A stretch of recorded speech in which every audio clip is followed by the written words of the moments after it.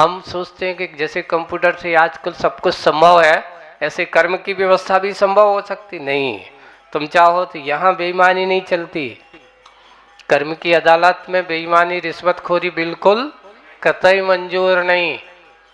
यहाँ कोई वकील की जरूरत नहीं, कोई न्यायाधीश की जरूरत नहीं। आप ही अपने वकील हो, आप ही अपने न्यायाधीश हो, आप ही अपने उसके फल के भोक्ता हो, आप ही अपने कर्म के कर्ता हो। यहाँ कोई किसी की वकील की जरूरत नहीं होती।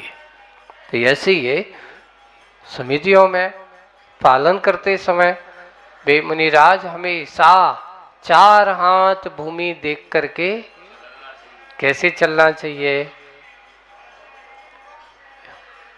पैदल चलना चाहिए। अब पैदल तो चलना चाहिए, पर पैदल चलते समय पगतली में जूते पहन करके चलना चाहिए।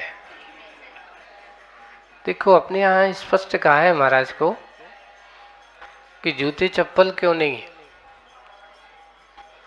ये अपने यहाँ इसका कारण है।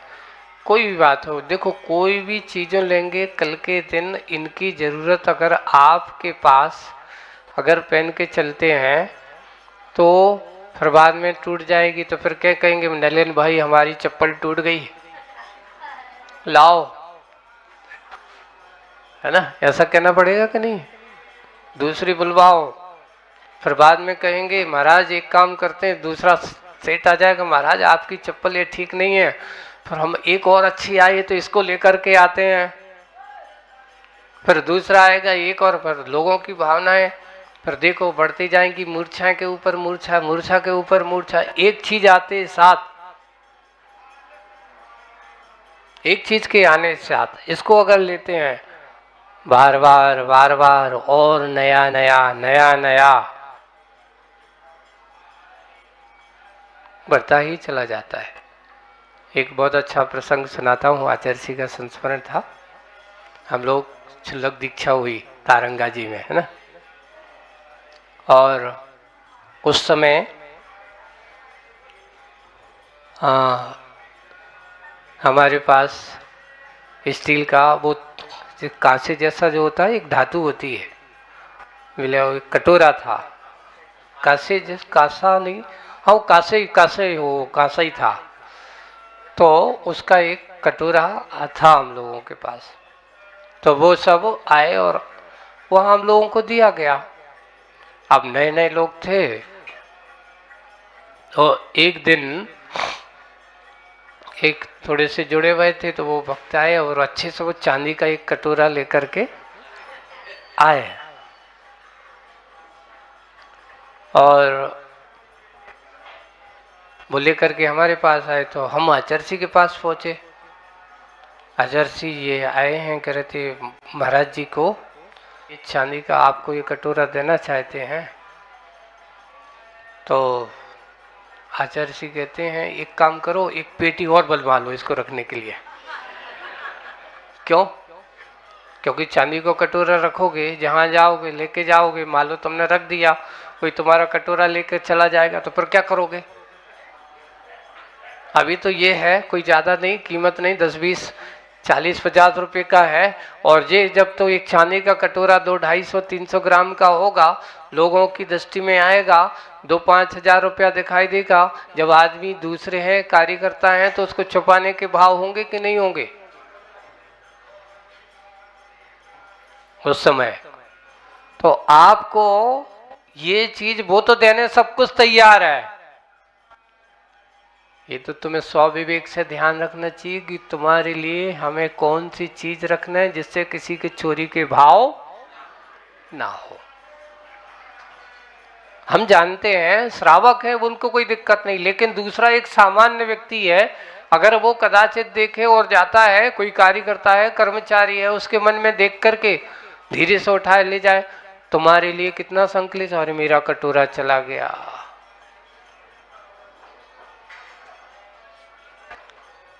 जब ऐसा कहा, उन वो भी सज्जन सामने खड़े थे, भैया सुन लिया आपने गुरुजी ने क्या कहा?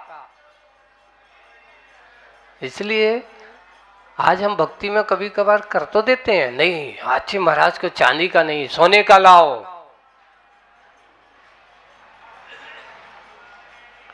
एक बार एक अच्छा चर्चा चली ऐसे ही, महाराज एक काम करना चाहिए, आचार्य महाराज की पीछे अच्छे से अच्छी बनना चाहिए, ऐसा कहा। बोले कि आचार्य महाराज हैं, बड़े महाराज हैं, उनकी पीछे अच्छी होना चाहिए, जिसमें लगे कि हाँ ये आचार्य महाराज हैं। तो आचार्य महाराज कहते एक काम करो, आचार्य महाराज की अच्छी अच्छी डंडी अंडी सोने चांदी की अच्छी हीरे जवाहरात की जड़ के बुलवाओ। क्यों? अच्छे से अच्छी होना चाहिए। फिर बाद में अगर मान लो आपकी डंडी पिछी बनाई और उसमें अच्छे सोने की चंदी और अच्छे हीरे चमकते हुए बढ़िया लगा दिए जाएं और आपको दे दिए जाएं, फिर आप अच्छे आराम से सोना, नींद आएगी? बोले कि क्यों? तुम्हारी सुरक्षा रहेगी। महाराज सोना बहुत कीमती है, आज अगर बना के बैठ के बन जाओ तो आदमी अगर रास्ते में बिहार करते हुए जाएं और कोई चोर चपाटी अगर दिख जाए, अरे जी तो बाबा के हाथ में सोने की पिछी है, पीछे पड़ सकते हैं, तुम्हारा जीवन खतरे में आ सकता है। इसलिए कहा ऐसी चीज मत रख जिससे कि तुम्हारे जीवन क्या हो जाए, खतरे में आ जाए। तो ये है अपने यहाँ वही चीज होना चाहिए जिससे कि उनके अंदर किसी प्रकार का कोई असावधानी का कारण बने। तो यहाँ पर सजगता के साथ चलना, अपने अंदर के व्रतों का पालन करना, अहिंसा धर्म का पालन करना। वे मुनिराज अहिंसा धर्म के पालन के लिए ही चार हाथ देख करके क्या करते हैं, चलते हैं। इसलिए उनको ईर्यापस समिति कहा गया, इसका नाम है। अब आगे, जग सुहित कर सब अहित हर सुखद श्रुति सुखद सब संशय हरे। ये पंक्ति आ रही है। दूसरी समिति का नाम क्या है, भाषा समिति। तो कैसे बोलना चाहिए? सबसे पहले जग सुहित कर, जग के प्रत्येक प्राणी को ऐसा बोलो जो हितकारी हो। ऐसा शब्द कभी नहीं बोलना जो हमारे लिए भी हितकारी हो, दूसरे के लिए भी हितकारी हो, है ना। ऐसे शब्द का प्रयोग अहित का कहीं भी कारण हो। देखिए, जब भी हम किसी के साथ ऐसे कटुक वचन बोलते हैं, अभद्र वचन का व्यवहार करते हैं, तो उस समय कटुक वचन अभद्र वचन जब बोला करते हैं, नियम से कसाय भाव होता है। और कसाय भाव जब होगा तो कसाय भाव के साथ बोले गए वचन नियम से आपको अनेक प्रकार के पाप बंध के कारण ही होते हैं, आर्त ध्यान का कारण होते। इसलिए ऐसे वचनों का प्रयोग कीजिए। कैसे वचनों का प्रयोग कीजिए? जिससे कि किसी का अहित ना हो। सब अहित हर वचनों को सुनकर के उसके अंदर भी अगर किसी को बुरे करने के भाव हो तो आपके वचन सुनकर के उसका मन बदल जाए कि नहीं, अपन को अब ऐसा नहीं करना चाहिए।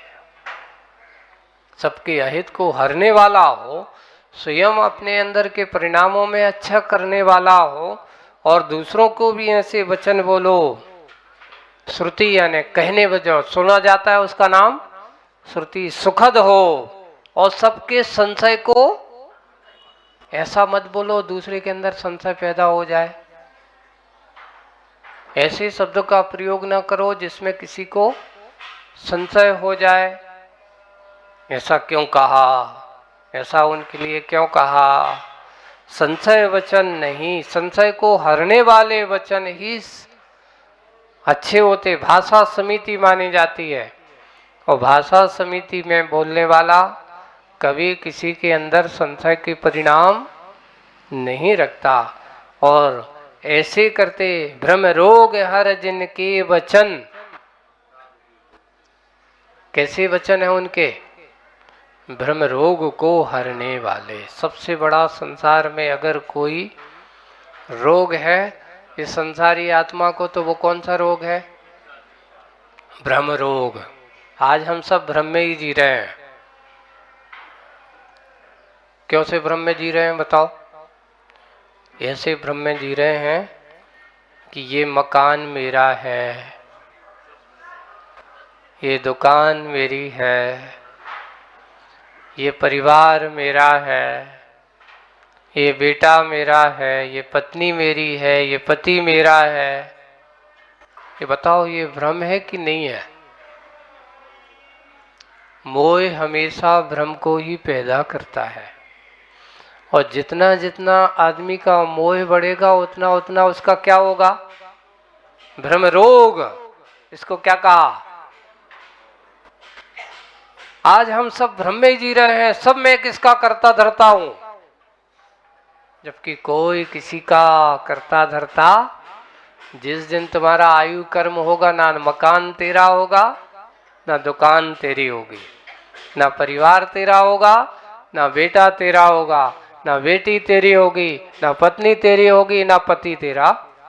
कोई किसी का कुछ नहीं। सब रोग, भ्रम रोग अपने आप दूर हो जाता है। यथार्थता, जब किसी व्यक्ति के सब यात्रा में जाते हो तो वहां लोग बैठे बैठे शमशान में कुछ समय बैठ कर के चिंतन तो करता है कि देखो कितना सब कुछ करने वाला, इतना सब कुछ होने वाला, आज उसके पास कुछ भी नहीं है। करोड़पति, अरबपति, इतना सारा धन पैसा जोड़ा, लेकिन इसके साथ में क्या गया? इतना बड़ा कारोबारी है, इतने करोड़ों अरबों की आदान प्रदान करने वाला है, आखिरकार इसके साथ क्या गया? आपका भ्रम रोग उस समय थोड़ा सा वैराग्य में परिवर्तित हो जाता है। बैठते तो जरूर है, लेकिन जैसे ही शमशान से घर आते हैं, स्नान करते हैं, सब भ्रम रोग और ऊपर हावी हो जाता है। एक बार किसी ने पूछा कि महाराज ये बताओ, शमशान से आने के बाद, किसी के दाह संस्कार में जाने के बाद स्नान क्यों करते हैं?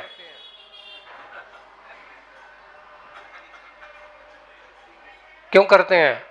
तो कई लोग कहते हैं वहाँ की कई संस्कार वापिस। मैं उन्होंने कहा उसका कारण है कि जब वहाँ संसार में जाता है, वहाँ बैठता है, तो उसके अंदर वैराग्य भाव आ जाते हैं, और रागी वैरागी हो जाए तो फिर घर में कैसे रहेगा? तो भले भाई वे वैराग के संस्कार वहीं छूट जाएं, इसलिए स्नान करके वो क्या कर देता?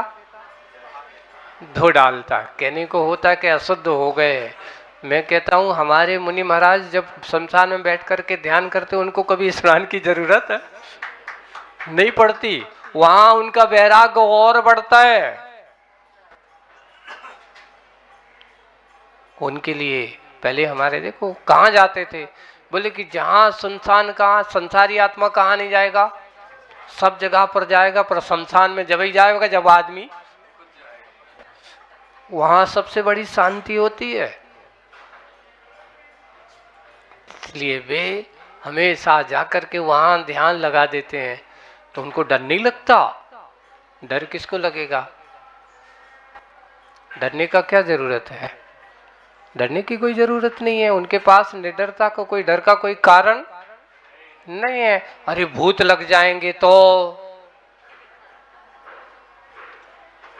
भूत क्या उनके लगेंगे? जिनके यहाँ परिग्रह हो, जो किसी का बुरा करते हो, कोई अहित करते हो, जिनके पास किसी के मन में बुरा नहीं है, किसी के अंदर अहित करने के भाव नहीं है, किसी का ना उनसे कोई चाह है, ना उनसे कोई देश है, ना उनसे कोई राग है, वे भूत भी सोचता हो भैया ऐसे आदमी से दूर ही रहो। क्यों? क्योंकि इनके पास जाने से भी कछु मिलने वाला नहीं है, इनसे दोस्ती करने से भी। हाँ, सम्यक दृष्टि जीव जो होते हैं, सम्यक दृष्टि भी भूत होते हैं, मत सोच लेना। ऐसा है, उनको देख करके अनेक भूत पिशाच भी जिनके चरणों में आकर के साष्टांग नमस्कार करके बैठ जाते हैं, उनकी भक्ति पूजन करते हैं।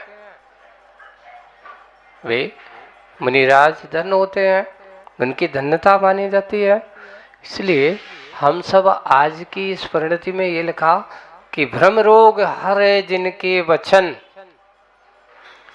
मुनिराज के ऐसे वचन जो प्रत्येक अपने यहाँ उन भव्य जीवों को अगर उनको श्रद्धान के साथ, भक्ति के साथ अगर उनके वचनों को सुनता है, उनके वचनों को आद्योपांत अपने जीवन में उतारता है, तो उसका भ्रम रोग क्या हो जाता है।